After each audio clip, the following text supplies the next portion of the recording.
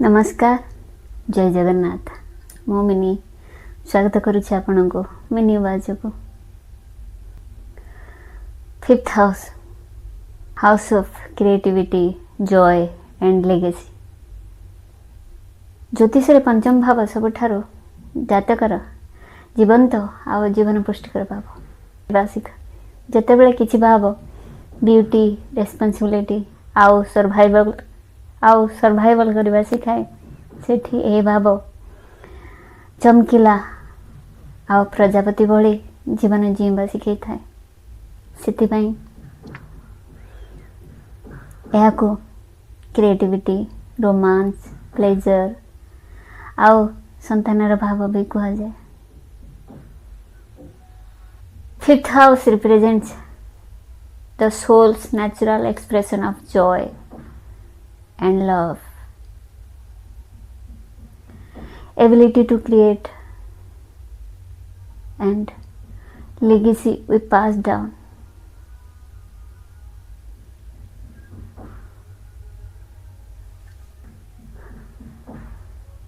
कालपुरुष कुंडली हिसाब रे यह एक natural fire sign ruled by Leo 159 sign natural fire sign Aries Leo Sagittarius fire sign जो एठी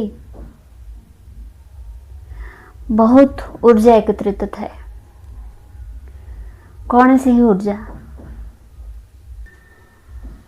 passion, Vitality, expression, drama, playfulness, love life, romance, like games, sports, hobbies, dancing, music,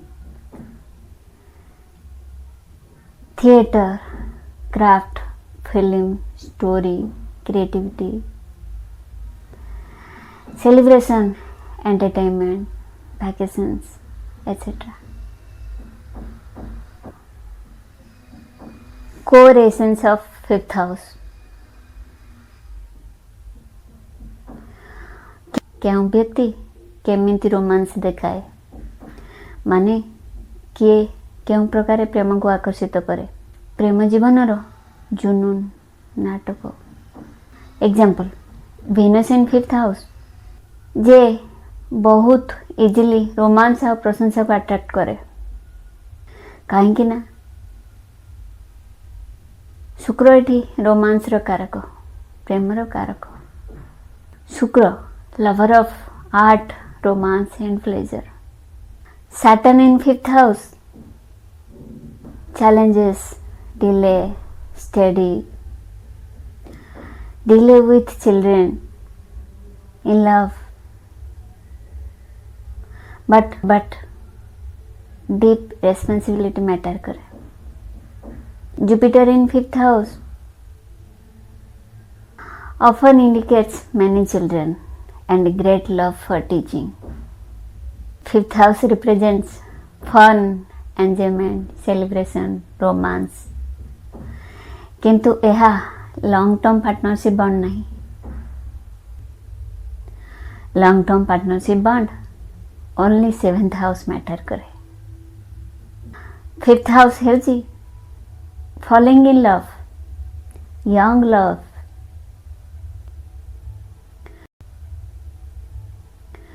without fifth house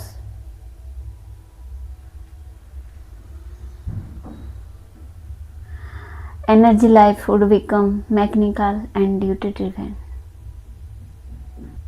speculation and risk taking. Another fascinating side of the fifth house is connection to risk taking. Being a fifth house of fire and passion, gambling, केवल पैसा नुहे, gambling with love, art and life choices. Stock market, lotteries, casinos, starting a business, publishing a book, launching art, सबू fifth house matter करे। Fifth house रे बसिथिबा planet influence towards bold risk like Mars makes one a daring risk taker. Fifth house रो आध्यात्मिक स्तर कौन वैदिक ज्योतिष मंत्र साधना आउ पूर्वजन्मार पुण्यर भाव कहुई। अर्थात पूर्वजन्मार कर्म आमको यही जीवन रे आशीर्वाद रूप में मिली। यह शिखाए जे एक व्यक्ति आध्यात्मिकता को आनंद भक्ति आउ रचनात्मकता सहित केमिति आपणैब। Relation of the fifth house is joy must be balanced with wisdom acquisition must be rooted in love not ego. Science in the fifth house.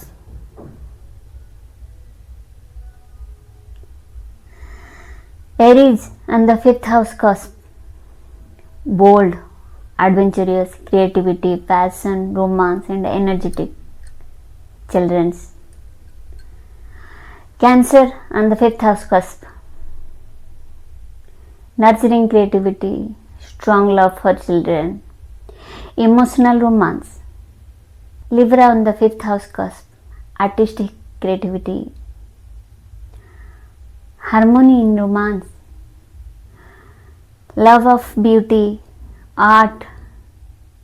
Capricorn in fifth house cusp discipline, creativity, delayed romance. Children brings responsibility or pride. Each sign have a way of joy, love and creativity. One expressed. अंततः आमको यह शिखाए जे जीवन सबुठार बड़ सत्य भितर आमको यह सृजन करने शिखाए, प्रेम करने शिखाए। यह बिना जेमिति जीवन एक निरस हो रही जाए।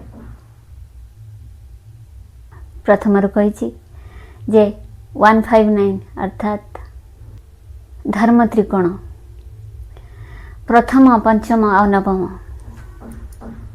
यही धर्म त्रिकोण एकाकी भाव जड़ित। प्रथम भाव जातक, पंचम भाव पुत्र और नवम भाव पिता। अर्थात यही धर्म त्रिकोण रे तीन पीढ़ी पलि आसिले वंशानुगत रूपे अर्थात आग को संतति रूप भी यही तीन भाव को वंश वृद्धि पाई सहायक बोली माना जाए। संभवतः यही कारण जो नाड़ी ज्योतिष सूर्य को पितार कारक कहुई आउ पुत्रर कारक भी कहुई। कालपुरुष कुंडली रे सूर्य सदाबले पिता सदृश से पुत्रर भी प्रतिनिधित्व करती। यद्यपि पितार कारक सूर्य जगत पिता, किंतु यह भी सत कि आज जे पुत्र अच्छी काली से पिता हम से पितामहर कारक बृहस्पति, किंतु से भी तो निजे पुत्रर कारक पिता भी आउ पौत्र भी। अतः पिता पुत्र आउ पौत्र सहकारक। प्रथम भाव आत्मकारक, पंचम भाव सूर्य माने आत्मार कारक आउ नवम भाव माने बृहस्पति जीव कारक। तीन ही मिसिकी जीवात्मा हेले माने स्व आत्मा आउ जीव अर्थात जीव सहित आत्मार मिलन ए तीन जनक समायोजन रे जीवात्मा व्यक्ति रूप में सामना को आसे। स्व अर्थात आत्मा व्यक्ति को देखाए, मंगल यार कारक अर्थात यही भाव जातकर जन्म, आउ पंचम भाव भूतकाल, आउ नवम भाव भविष्य। यही तथ्य को जदि सरलार्थ बुझा ताहले शास्त्रकार कहते सूर्य हेउछंती आत्मा। उदाहरण रूप में सूर्य प्रतिदिन 1 डिग्री गति करती, आउ 30 दिन रे संपूर्ण राशि को भोग करती। अर्थात 30 दिन रे से एक राशि परिवर्तन करती, जहाँ को आम संक्रांति कहू। सूर्य गोचर करती 12 राशि को, अर्थात पृथ्वी सूर्य को गोचर करे। एठी सूर्य एक नक्षत्र सत, किंतु चंद्र एक उपग्रह, किंतु पृथ्वी एक ग्रह, आ ताहार प्रभाव भूगोल आ पर्यावरण विषय, ज्योतिषर नुहे। उदाहरण जानिबा कि ज्योतिष रे सूर्य आउ गर्भस्थ शिशुर उदाहरण। मरण उपरांत जीवात्मा आकाश तत्व मिसी जाए, अर्थात मुक्तिर पथरे जाए। जदि मुक्ति न मिलिला ताहले पुनः जन्म निये। मृत्युर भाव सार्वभौमिक रूप में अष्टम भाव, अर्थात आत्मा श्मशान, अर्थात मृत्यु उपरांत प्रयाण दिगरे आगामी भाव नवम को आसे। एठी नवम भावर कारक बृहस्पति, अर्थात बृहस्पति आकाश तत्व। संभवतः यही कारण कि प्राचीन ज्योतिषाचार्य स्त्री जातकर कुंडली रे पंचम भाव अपेक्षा नवम भाव को प्रथम संतान कह जायछि। कहीं ना अष्टम भाव हेउछि मृत्यु, तापरे देह अर्थात मंगल को छाड़िकी आग को जाइथिबा आत्मा सूर्य, अर्थात नवम रु नवम भाव रे पंचम भाव रे, आउ पंचम रु पंचम भाव अर्थात नवम भाव बृहस्पति सहित मिसी पुनः आत्मा आ जीव यहाँ पर नुआ शरीर धारण करे। उसको आउ आत्मा गर्भ मध्य को आसे। नवम भाव पुण्य आउ भाग्यर भी। पुण्य अनुसार कर्म भोग, ताहापर पुणी जीव कर्म अनुसार नुआ शरीर धारण करे, पुणी गर्भरे आसे। शरीर विभाजन हिसाब से पेटर भाव पंचम भाव एवं आउ एक भाव नवम भाव। से अष्टम भाव पश्चात अर्थात मृत्यु पश्चात नुआ देह धरे। पाखापाखि 2 सप्ताह 13 दिन अर्थात 1 मास भितर बीज गर्भ को आसे। बीज गर्भरे रूप धारण करे। नवम भाव रे गर्भ स्थापना पर सूर्य दशम भाव रे पहुंचे। आउ दशम एकादश 2 मास रे सार्वजनिक रूपे शनिकर भाव, जहा अंधकार अर्थात निदर कारक। से जीवात्मा एठी सुप्त अवस्था अर्थात सूक्ष्म रूप से प्राय अंगुर दाना बराबर रही थाए, किंतु नवम रु एकादश भाव जाए आसवा सहित से अमृत नहीं जीवित थाए।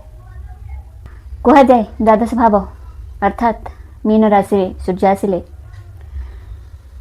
पुणी जीवात्मा अर्थात द्वादश भावर कारक जल तत्व, द्वादश भावर कारक केतु अर्थात शिशुर एम्बिलिकल कॉर्ड, जहाँ को आम गर्भनाड़ी कहू, ताहाको केतु सहित तुलना कर विकसित होगा लगे। कहीं मीन राशि एक जलीय राशि, आ केतु गर्भर से एम्बिलिकल कॉर्ड ଆଉ ବୃହସ୍ପତି ଜୀବ ଅର୍ଥାତ୍ ପ୍ରାଣବାୟୁ। ସୂର୍ଯ୍ୟ ଆତ୍ମା, ତାହାର ସଂଯୋଗ ବିଷ୍ଣୁଙ୍କର ନାଭିରୁ ଉତ୍ପନ୍ନ କମଳରେ ସ୍ଥିତ ବ୍ରହ୍ମା କମଳରେ ସ୍ଥିତ ବ୍ରହ୍ମାଙ୍କ ସଦୃଶ ସୃଜନ ଉନ୍ନତ ରୂପ ଧାରଣ କରେ। ଲଗ୍ନକୁ ଆସିଲେ ସୂର୍ଯ୍ୟ, ଏହା ଯେତେବେଳେ ସୂର୍ଯ୍ୟ ମେଷ ରାଶି ଅର୍ଥାତ୍ ମଙ୍ଗଳ ଘରେ ପହଞ୍ଚେ ସେତେବେଳେ ବିକଶିତ ଗର୍ଭ ମାନବର ଆକାର ନିଏ। କାହିଁକି ନା ଲଗ୍ନ ମେଷ ରାଶି, ଆଉ ମେଷ ରାଶି ମଙ୍ଗଳ ଆମ ଶରୀରର ପ୍ରତିନିଧି, ଆମ ଦେହକୁ ଦେଖାଏ। ଜୀବାତ୍ମା ଏଠି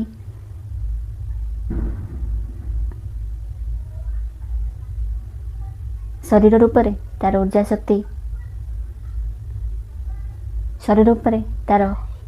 ଶକ୍ତିରେ ମଙ୍ଗଳର ସଞ୍ଚାର ଅର୍ଥାତ୍ ଆକ୍ଟିଭିଟି ଆରମ୍ଭ ହୋଇଯାଏ। ଗର୍ଭବତୀ ସ୍ତ୍ରୀ ପଞ୍ଚମ ମାସରେ ପ୍ରାୟ ଗର୍ଭସ୍ଥ ଶିଶୁ ହଲଚଲ କରିବା ଅର୍ଥାତ୍ ତାହାର ସ୍ପନ୍ଦନ ଅନୁଭବ କରି ହୁଏ। ତାପରେ ଦ୍ୱିତୀୟ ଭାବ ଶୁକ୍ରର ରାସାୟନିକ କ୍ରିୟା ଅର୍ଥାତ୍ ଚେହେରା ବା ମୁଖ, ତୃତୀୟ କାନ, ଗଳା, କାନ୍ଧ ଇତ୍ୟାଦି। କାହିଁକିନା ଏହା ବୁଧର ଘର। ସେଥିପାଇଁ ସୂର୍ଯ୍ୟ ଏହିସବୁ ଭାବରେ ଗୋଚର ଅବସ୍ଥାରେ ଗର୍ଭସ୍ଥ ଶିଶୁ ଆଖି, ଗାଲ, ମୁଖ, ନାକ ଆଦି ଚେହେରା ସ୍ପଷ୍ଟ ହୋଇଯାଏ। କାନ, ଗଳା ଆଦି ସ୍ପଷ୍ଟ ହୋଇଯାଏ। ଆଉ ଶୁଙ୍ଘିବା, ଶୁଣିବା ଆଉ କହିବାର କ୍ଷମତା ବିକଶିତ ହୁଏ। ତାପରେ ଆସେ କର୍କ ରାଶି। କର୍କ ରାଶି ଏକ ଜଳୀୟ ରାଶି। ଚନ୍ଦ୍ର ଏହାର ସ୍ୱାମୀ। ସୂର୍ଯ୍ୟ ଆତ୍ମା ମାନେ ଗର୍ଭସ୍ଥାପନା ପରେ ଅଷ୍ଟମ ମାସରେ ପହଞ୍ଚେ। ଚତୁର୍ଥ ଭାବ ମାତା ମାନେ ଫୁସଫୁସ୍, ଛାତି ଆଦିର କାରକ। ଅତଃ ଶ୍ଵସନ ତନ୍ତ୍ର, ହୃଦୟ ଆଦିର ବିକାଶ, ଗର୍ଭସ୍ଥ ଶିଶୁର ଚଞ୍ଚଳତା, ମୁଭମେଣ୍ଟ ଆଦି ଦେଖାଏ। ସେ ତା ନିଜ ମାକୁ ଅନୁଭବ କରେ, ଫିଲ୍ କରେ ଆଉ ବାହାରକୁ ଆସିବାକୁ ଚାହେଁ। ଆସନ୍ତା ରାଶି ସିଂହ ରାଶିରେ ସୂର୍ଯ୍ୟ ଯେତେବେଳେ ପ୍ରବେଶ କରନ୍ତି ସେଠି ପ୍ରକାଶ ନେବାକୁ ଇଚ୍ଛୁକ କରେ। ପଞ୍ଚମ ଭାବ ସିଂହ ରାଶିରେ ଆସିବା ପରେ ଶିଶୁ ଗର୍ଭରେ ବହୁତ ସମୟ ଯାଏଁ ରହିପାରେନି। ସେଥିପାଇଁ 9 ମାସ ଆଉ ତାହାଠୁ 5-7 ଦିନ ଉପରେ ପ୍ରସବ ହୋଇଯାଇଥାଏ। କିନ୍ତୁ କିଛି ପରିସ୍ଥିତିରେ ଅବିକଶିତ ଶିଶୁ କେବେ କେବେ 8 ମାସ ଅବା 7 ମାସରେ ଜନ୍ମ ନିଅନ୍ତି। କିନ୍ତୁ ସେମାନଙ୍କ ଜୀବିତ ଆଉ ସୁସ୍ଥ ରହିବାର ସମ୍ଭାବନା ବହୁତ କମ୍ ଥାଏ। କେବେ କେବେ 9 ମାସ ପୁରିଗଲା ପରେ 10 ଦିନ ଅବା 15 ଦିନ ଭିତରେ ଶିଶୁର ଜନ୍ମ ଧାର୍ଯ୍ୟ ହୋଇଯାଏ।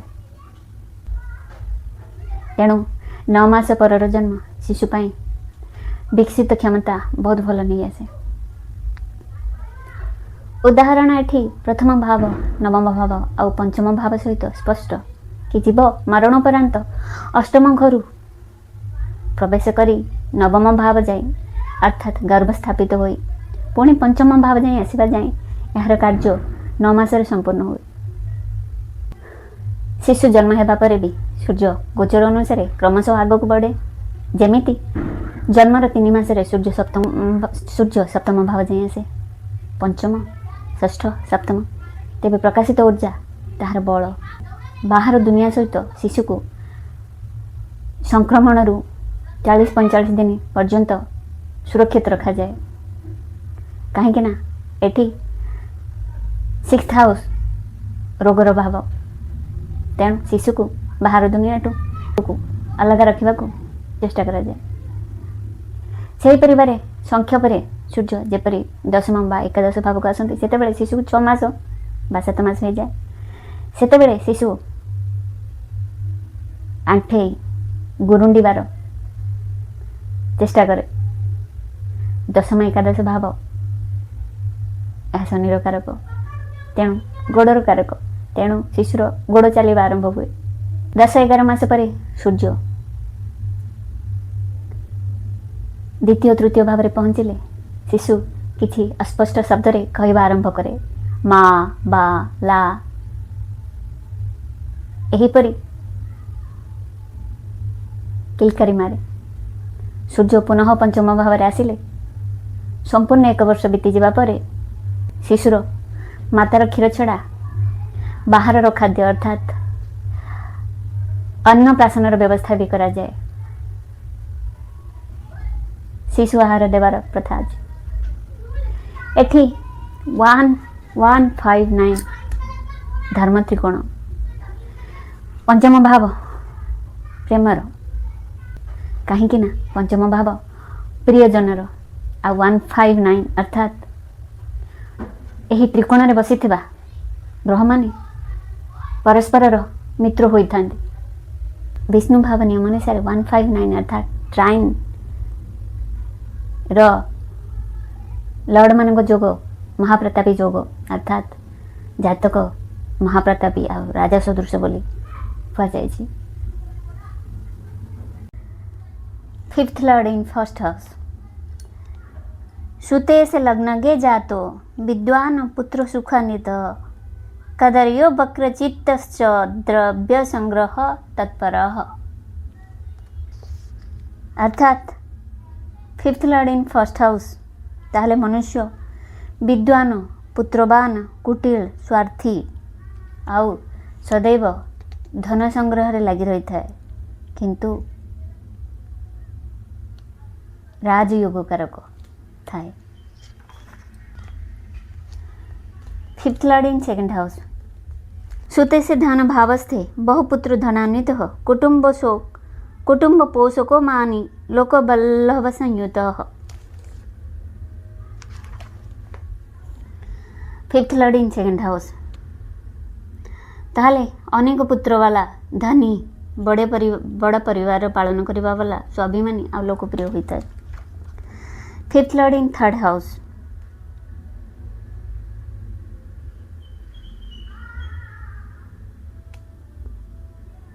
सुते से सहजस्थे तु जायते सोदर प्रिय मायापोर द्विजे हवश्य शोकार्य निरतः सदा। अर्थात 5th लॉर्ड इन 3rd हाउस ताहले मनुष्य भाईर प्यारा मायाबी चुगलखोर सदैव स्वार्थ सिद्धि रे लगी रहे। 5th लॉर्ड इन 4th हाउस। सुते से मातृभवने चिर मातृ सुखी धनी लक्ष्मीयुतः सुबुद्धिश्च सचिवो पेयथवा गुरुः। अर्थात पंचमेश 4th हाउस रे थिले लंबा समय जाई मातार सुख पाइबा वाला लक्ष्मीयुक्त सुबुद्धि मंत्री अबा गुरु होता है।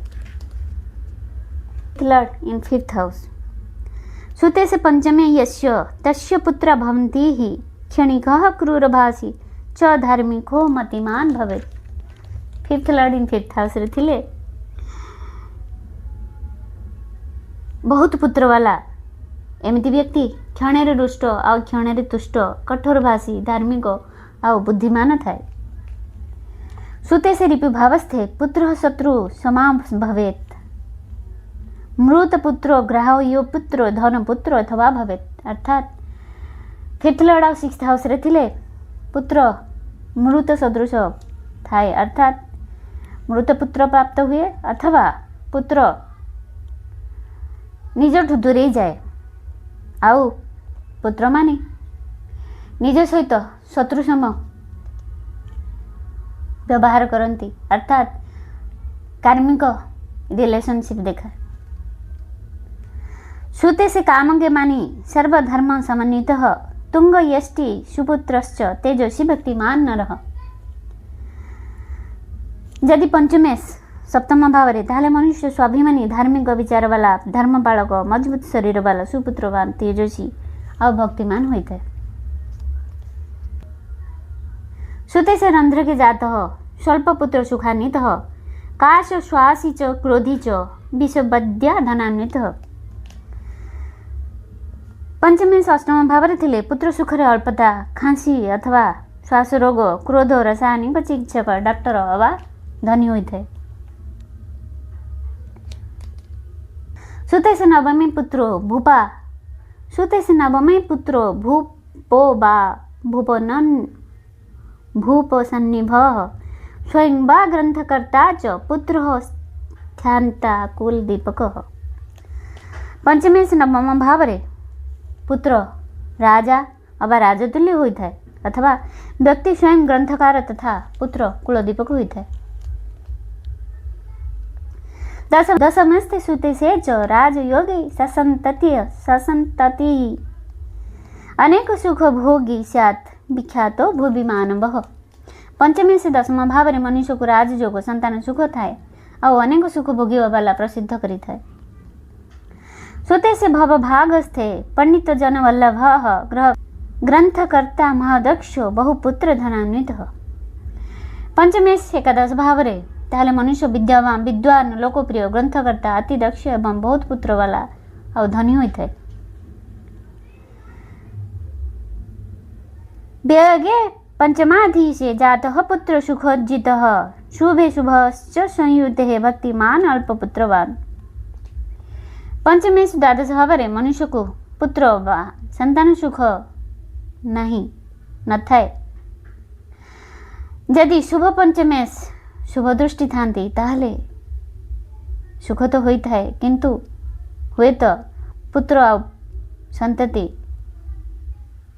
ताठू दूरे रुहंती।